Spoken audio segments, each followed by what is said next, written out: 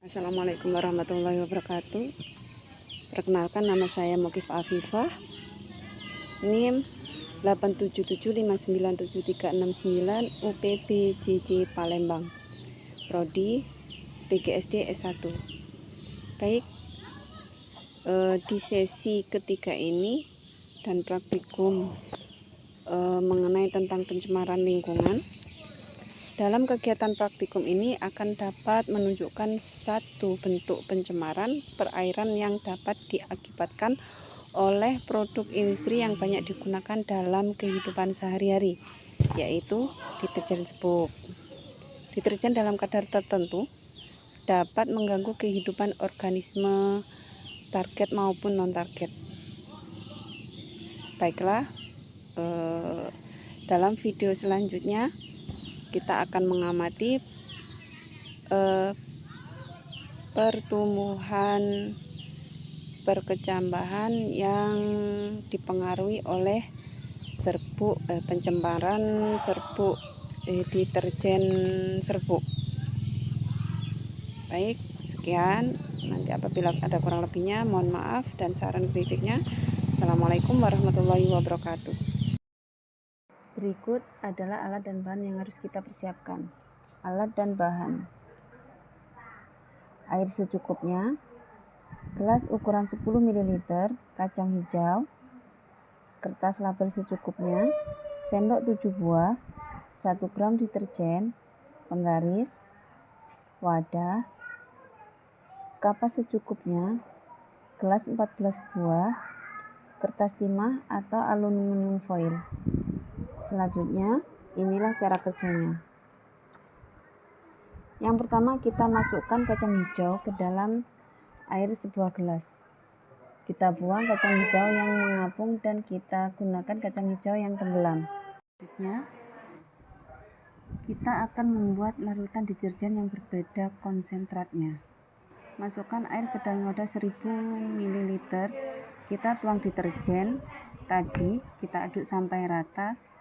Sesudah tercampur, kita masukkan ke dalam gelas yang berlabel 100%. Sebanyak 500 ml air bersih kita tambahkan lagi. Lalu kita tuang ke dalam gelas 50%. Lalu kita tambahkan lagi air bersih sebanyak 500 ml. Lalu kita tuang ke dalam gelas yang berlabel 25%. Lalu kita tambah lagi air sebanyak 500 ml. Kita tuang lagi ke dalam gelas selanjutnya.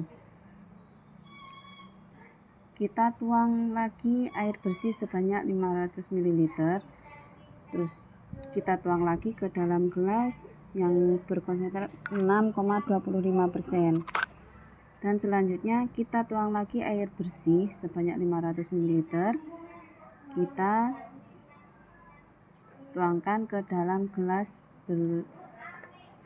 berkonsentrat 3,10%. Kita tambahkan lagi air bersih. Dan terakhir kita tuang di wadah gelas yang bersih.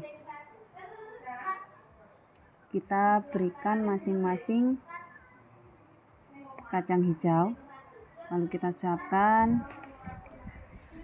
kapas, wadah yang sudah kosong tadi yang sudah diberi label, jangan sampai tertukar. Kapas ini digunakan sebagai media tanam.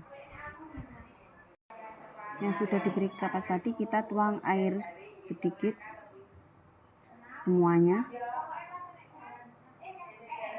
Air yang sudah diberikan kadar konsentrat sendiri-sendiri tadi.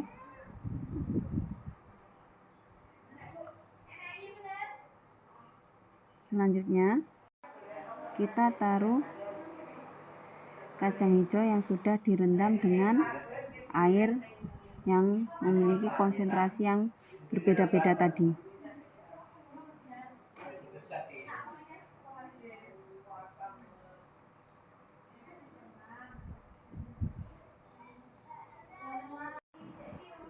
Kalau sudah selesai, Kita tutup dengan aluminium foil biar tidak terkena sinar cahaya matahari, biar tidak mengganggu pertumbuhan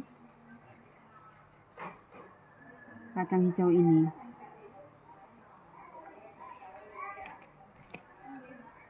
Hasil pengamatan setelah 24 jam dan 48 jam dalam satuan cm. 24 jam pertama kita temukan bahwa pertumbuhan akar kacang hijau sangatlah pendek pada konsentrasi yang sangat tinggi, namun akar bertambah panjang pada konsentrat larutan yang rendah.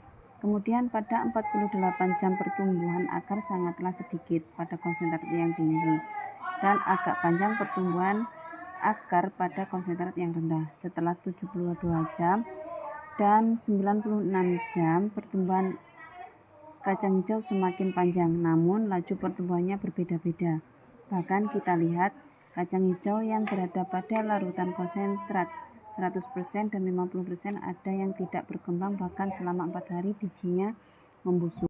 Apabila kita amati pada grafik pertumbuhan kacang hijau berkonsentrasi tiap 24 jam, pertumbuhan akar tersebut semakin panjang, namun laju pertumbuhnya berbeda-beda. Semakin tinggi konsentrasi larutan deterjen, maka semakin lambat pertumbuhan kacang hijau. Kesimpulan, pertumbuhan tanaman dipengaruhi oleh beberapa faktor, yakni faktor dari dalam atau gen dan hormon, serta faktor dari luar cahaya, suhu, air, media, dan kondisi lingkungan. Kondisi lingkungan memberikan pengaruh terhadap pertumbuhan tanaman kacang hijau. Lingkungan yang tercemar oleh limbah dapat menghambat laju pertumbuhan tanaman kacang hijau. Selanjutnya, salah satunya pencemaran air oleh limbah deterjen. Hal ini ditunjukkan dalam hasil praktikum, di mana semakin dikonsentrasi larutan deterjen, maka semakin rendah laju pertumbuhan kacang hijau.